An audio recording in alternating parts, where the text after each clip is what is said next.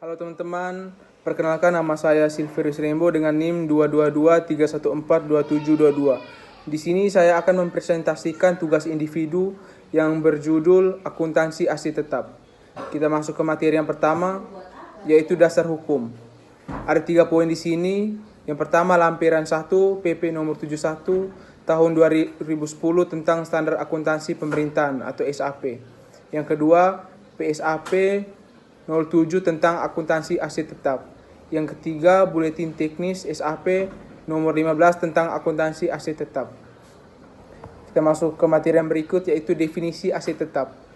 Aset tetap adalah aset berwujud yang mempunyai masa manfaat lebih dari 12 bulan untuk digunakan dalam kegiatan pemerintah atau dimanfaatkan oleh masyarakat umum. Tidak termasuk aset tetap jika aset yang dikuasai untuk dikonsumsi dalam operasi pemerintah seperti bahan dan perlengkapan, dan aset ini termasuk dalam persediaan.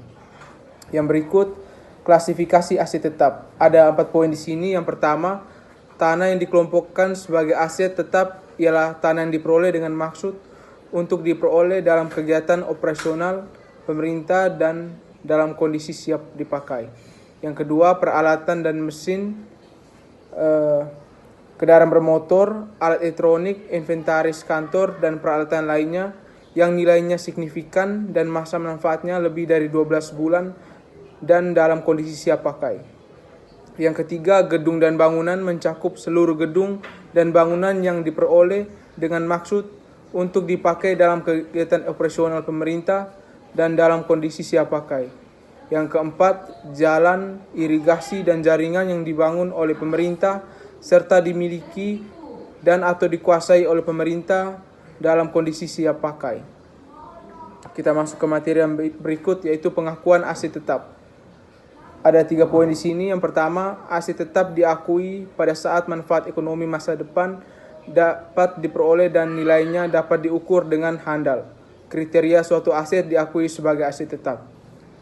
Yang kedua, kriteria suatu aset diakui sebagai aset tetap.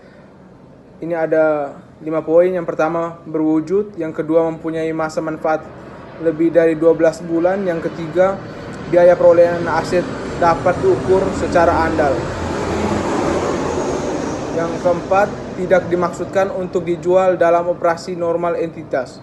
Dan yang kelima, diperoleh atau dibangun dengan maksud untuk digunakan. Poin yang ketiga, pengakuan aset tetap akan andai bila aset tetap telah diterima atau diserahkan hak kepemilikannya dan atau pada saat penguasaannya berpindah. Kita lanjut ke materi yang berikut, pengukuran aset tetap. Ada 2 poin di sini. Yang pertama, aset tetap dinilai dengan biaya perolehan. Yang kedua, aset tetap yang tidak diketahui harga perolehannya disajikan dengan nilai wajar pada saat perolehan. Yang berikut, penilaian awal aset tetap. Ada 3 poin di sini. Yang pertama, penilaian awal aset tetap harus diukur berdasarkan biaya perolehan. Yang kedua, biaya aset tetap diperoleh dengan tanpa nilai. Biaya aset tersebut adalah sebesar nilai wajar pada saat aset tersebut diperoleh.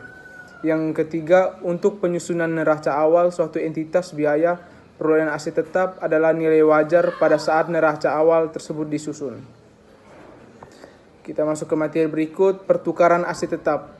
Ada 2 poin di sini. Yang pertama, biaya suatu aset tetap yang diperoleh melalui pertukaran yang tidak serupa atau aset lainnya diukur berdasarkan nilai wajar aset yang diperoleh, yaitu nilai ekuivalen atau nilai tercatat aset yang dilepas setelah disesuaikan dengan jumlah setiap kas atau setara kas dan kewajiban lain yang ditransfer atau diserahkan. Yang kedua, suatu aset tetap dapat diperoleh melalui pertukaran atas suatu aset yang serupa yang dimiliki manfaat yang serupa dan dalam keadaan tersebut tidak ada keuntungan dan kerugian yang diakui dalam transaksi ini. Biaya aset yang baru diperoleh dicatat sebesar nilai tercatat atau carrying amount atas aset yang dilepas.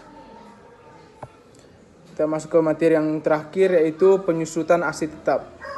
Penyusutan adalah alokasi yang sistematis atas nilai suatu aset tetap yang dapat disusutkan selama masa manfaat aset yang bersangkutan. Nilai penyusutan untuk masing-masing periode diakui sebagai pengurang nilai tercatat aset tetap dalam neraca dan beban penyusutan dalam laporan operasional. Metode penyusutan yang digunakan adalah metode garis lurus, metode saldo menurun ganda, metode unit produksi. Selain tanah dan konstruksi, dalam pengerjaan seluruh aset tetap disusutkan sesuai dengan sifat dan karakteristik aset tersebut. Baik, hanya ini yang materi yang dapat saya sampaikan. Sekian dan terima kasih.